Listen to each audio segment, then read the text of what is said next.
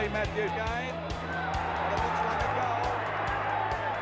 However, out comes Henry, picked up here by Leigh Matthews. Looking for Matthews.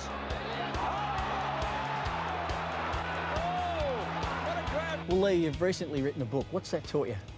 Well, it's an interesting reflection on one's life, I guess, making yourself look back at the different phases of your life when you're very young, when you're a young adult, and when I look back now as a sort of 60-year-old middle-aged grandfather, you know, it's a very different look. But how do you perceive the footballer that played the game? What I perceive is that as the young footballer, I was that brutal and callous and driven, egotistical, success-driven, call it what you like. I look back at that young person, so I don't like him much. Because I had a drive that scares me when I look back on it 30 years later. That's all I can say as a summary of it. Is that the thinking now of an old man? I think so, yeah, and I think that's the thing that comes through, that in different stages of our life, clearly we're the same person, but we look at situations very differently. I wrote a book with Mike Sheehan at the end of my playing days in 1986. Now, when I look back on the pre-86 days now compared to what I did then as a 33-year-old, you have a very different perception on the people around, the influence of people around, like the influence of John Kennedy Sr., my first coach.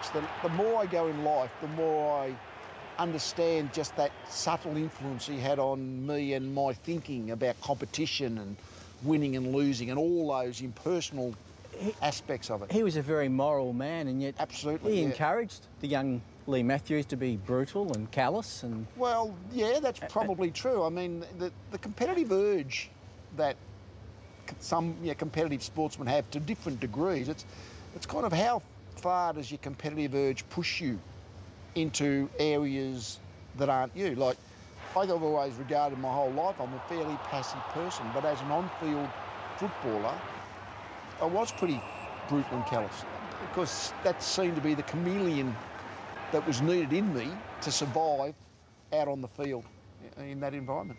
Well, 1971, let's get to it, the Barry Cable incident. Yeah, yeah. How do you look back on that? Well, I jumped the footy and crunched Cave in the head with the forearm, and you look back on it and think, well, you know, a bit like, what did I do that for kind of situation. I mean, no, I look back on it with some disgust and embarrassment, to be honest. And the same with the Neville Bruns saga? There's a number of times that in my... It's taken a long time to get to these, Leigh, by the way. Yeah, but I mean, I say to people, I played 332 games. I don't think I knocked someone out every one of them, but unfortunately there was enough along the career that, you know, I'm embarrassed about that. What would you call it? The untoward and probably unnecessarily rough stuff. Have you ever spoken to Neville Bruns about it? No, not really. I haven't ran in Barry Cable. I've seen heaps over the years, but I just, in terms of just no particular reason, but I haven't been at the same place. Well, the last place where I was with Neville Bruns at the same time was at the county court when I was appealing my conviction after that offence, because obviously that offence went to the courts. There's a real stigma. Yeah. Well, I mean, it's, you know, it was just, I mean, we've all been involved in footy a long time. It's the only one at top level that's got to the courts. But that particular one did. What would you say to Neville Bruns now? Sorry, you know, did the wrong thing. There's no, you know, you kind of, it's a bit like you do the crime, you do the time. There's a bit of an element of that, and again, you can only sort of like apologise in a sense, because I feel embarrassed about something like that. You talked about how you've changed. Is footy still your life? Yeah. No, footy. I'm one of those fortunate people that. My passion, which has been there from virtually the day I was born in the football, has also become my livelihood pretty much for my whole life. I mean, the last time I worked a job outside football was probably 1982. Oh, but you do those Divine Homes ads? Well, that's been much more recent, but that's an adjunct. But no, I'm still working a normal 9-to-5 job. I work for the Victorian Dairy Industry Authority, but so since 1982.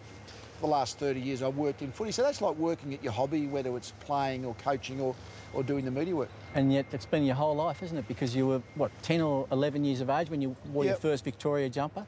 Yeah, well, as a little fellow in the Victorian under-14s as what would have been a 13-year-old. But I mean, I started playing club-level footy as a 12-year-old in the Chelsea under-15s. So I guess there's only been a handful of years since then that you haven't been involved in a club.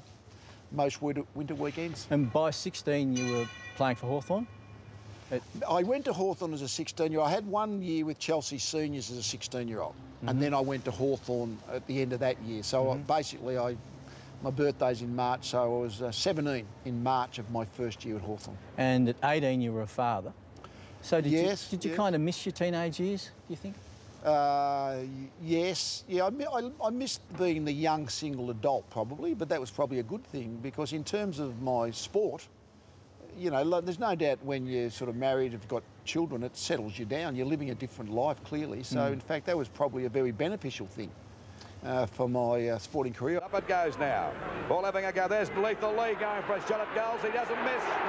Beautiful goal. The nickname Lethal you would have got from Lou, I guess. Lou Richards, yes. And was that after the cable incident? Well, it's probably in 1971, I guess, when I got picked for Victoria for the first time, and obviously that cable incident happened that year.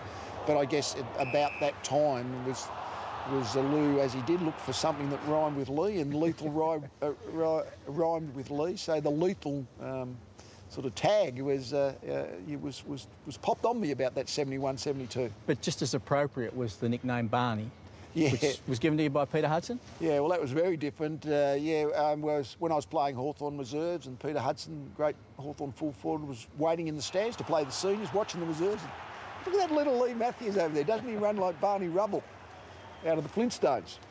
So everyone who even to this day, anyone that I know through Hawthorn will always call me Barney because that was my Hawthorn nickname. There is a St Kilda connection, and there's a photo of you at a pie night with Carl Dittrich. Yeah, as 1964 that was. Yeah, well, Chelsea obviously just being down the Mornington Peninsula, before zoning came in, it was most likely because St Kilda were at Moorabbin by then that the young guys from the Peninsula would more likely go and play for St Kilda. And they sent you some money, the Saints? Yeah, when I got into the Victorian under 14 schoolboys team, they might have sent £7? £7, yeah. I think there was a letter that said £7. But then zoning came in a year or two later, and I was zoned to Hawthorn. So, you know, there's a fair chance if it hadn't been for zoning, well, probably would have had a go at St Kilda. Well, let's have a look at the 1971 grand final. It was a tough one, wasn't it? Yeah, that was when the rules and regulations governing the game were much more lenient than they certainly are 40 years later.